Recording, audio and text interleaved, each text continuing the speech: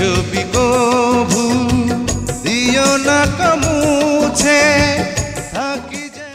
ঢালিউডের কিংবদন্তি নায়ক সালমান শাহ বাংলা সিনেমার এক অমর নাম। ১৯৯৬ সালের ৬ সেপ্টেম্বর সকালে ঢাকার ইস্কাটনের নিজ বাসায় তাকে পাওয়া যায় ঝুলন্ত অবস্থায়।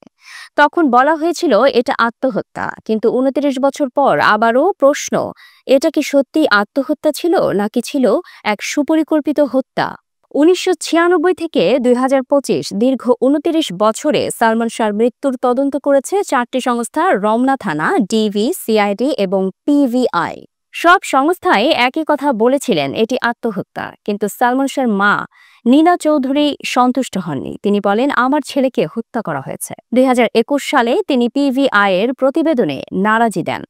দীর্ঘ আইনি লড়াইয়ের পর গত ২১শে অক্টোবর আদালত অবশেষে নির্দেশ দেন, এই ঘটনাটি হত্যা মামলা হিসেবে তদন্ত করতে হবে। রমনা থানায় মামলাটি করেন সালমান শাহর মামা চলচ্চিত্র পরিচালক আলমগীর কুমকুম।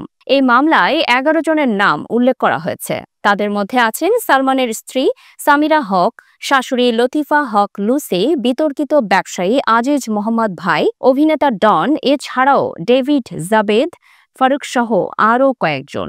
সূত্র বলছে, আজিজ মোহাম্মদ ভাই রয়েছেন দেশের বাইরে, রেজভি আহমেদ আছেন লন্ডনে, আর সামিরা ও তার মা লতিফা দেশে থাকলেও এখন গা ঢাকা দিয়ে আছেন। তদন্ত কর্মকর্তারা বলছেন, তারা কোথায় আছে জানলে তো ধরেই ফেলতাম। মামলাটির নতুন তদন্ত কর্মকর্তা রমনা থানার ইন্সপেক্টর আতিকুল আলম খন্দকার।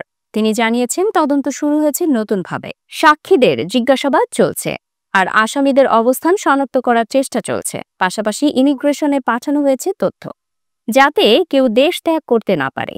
বাংলাদেশের সিনেমা ইতিহাসে সালমান শাহ শুধু একজন তারকা নন, তিনি ছিলেন এক প্রজন্মের আবেগ। তার মৃত্যু এখনো রহস্য, আর ২৯ বছর পর আবারও শুরু হলো সেই রহস্য উন্মোচনের পথযাত্রা।